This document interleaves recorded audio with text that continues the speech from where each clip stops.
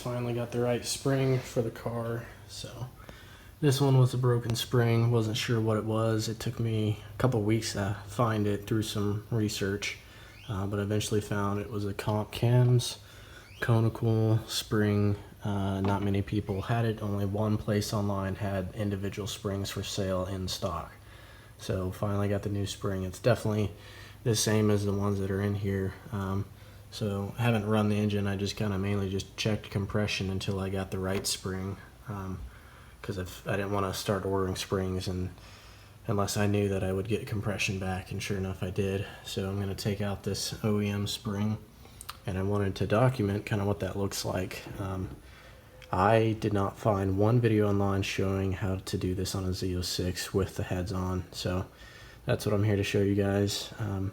So I've got the coil assembly off sitting right here. It's pretty easy, just some 10mm bolts on there. You pull out the caps, and then I pulled out the wire on this one right here. Just to be safe, I also disconnected the fuel pump and disconnected the plugs on both sides. I did have to crank the engine very briefly, like you press the start and then stop button immediately 3 times to get it to top dead center. It's a little bit difficult to check that, because as the valves are transitioning, it could be, honestly, there's many, basically if the cylinder is at its top, as long as both of these valves are up and the cylinder is at its top and you have some way of verifying that, you should be good to go. I had to get a bore scope, which you can get one pretty cheap for like 80 bucks. Stick it inside and then look. But I've got, so I had a compression tester kit, but this did not fit the normal,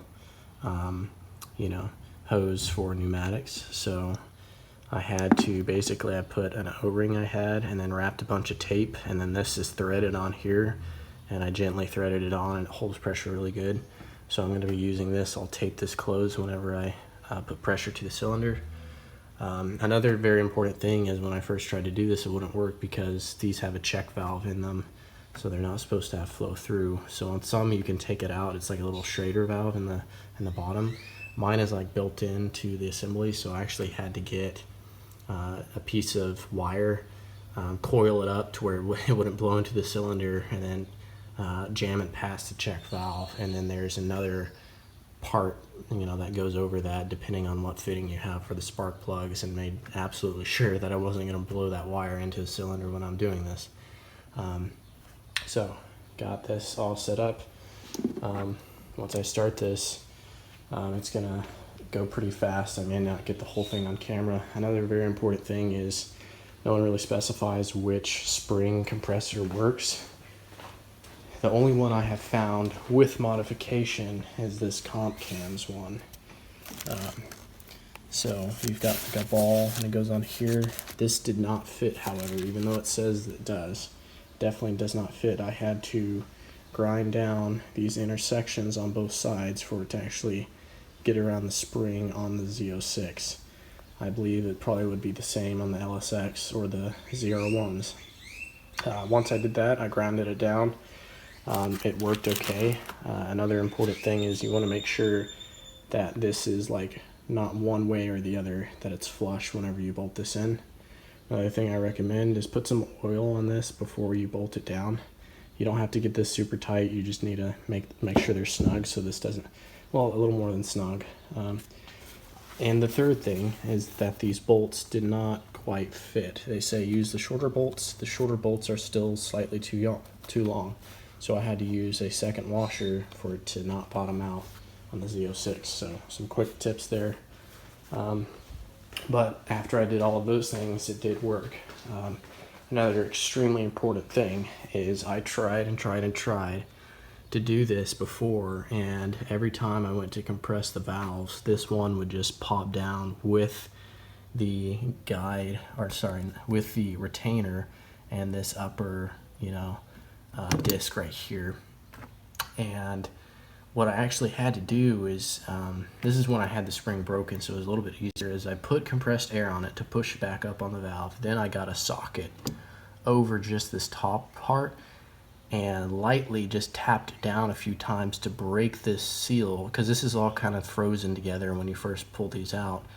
And I'm very confident that anyone doing this job is going to run into the same thing. So make sure, you know, if you push this down, which you got to be really careful about, because if you push all the way down and you can tell that the valve is not separating and coming up off of the spring, stop, because if you keep pushing and keep pushing and keep pushing, you'll push the valve down into the cylinder and bend the valve, which would be really bad. So this is, there's videos online, they don't talk about this.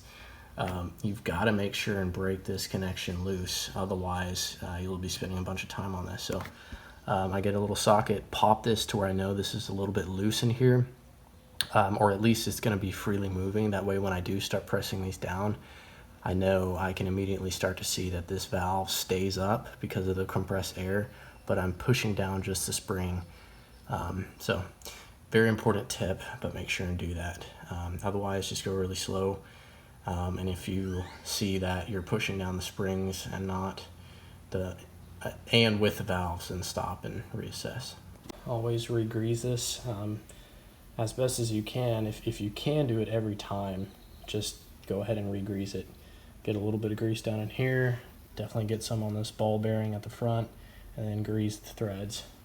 It'll just extend the life to where you can do several hundred valve springs instead of a dozen or two. Also, another important thing is you must make sure to take off this little shim that goes on top of, at least on mine, the intake cylinder. On this one, it's on the top of this, it's like a little bucket, so make sure and take that off.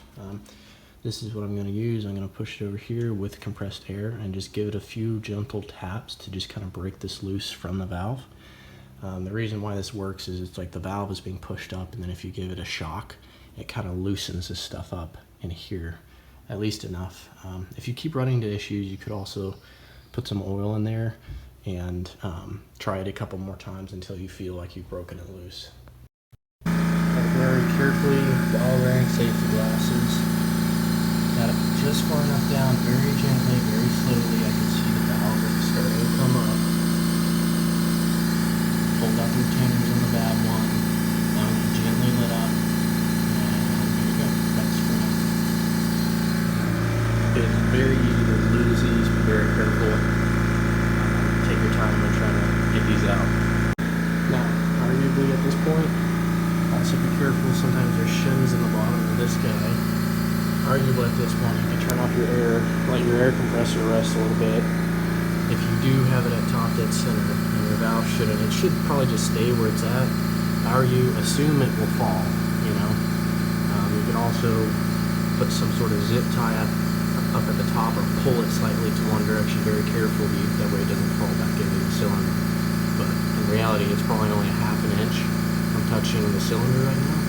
So if you do let off pressure, if it does fall back down, it should stay where it's gonna, where it stays. Alright, on my Endeavor, I'm gonna be putting this one back on. The tricky part is, because I may have to, I really hope this isn't the case, but it's difficult pushing this down with one side up and the other down because it's lopsided. So what that means is I'm going to have to like push it in at an angle doing this whole thing. So I won't be able to get this on camera, but if you can do it, I can do it. Yeah, I had to go pretty slowly because this isn't perfectly lined up in line with the valves. I had to it's pushing down at a little bit of an angle, so you just have to kind of push down very slowly and make sure you're not going to, the center of the valve needs to be centered in the spring and everything, even when you're pushing down. So sometimes it shifts around on you a little bit, and you gotta just go slow and take your time.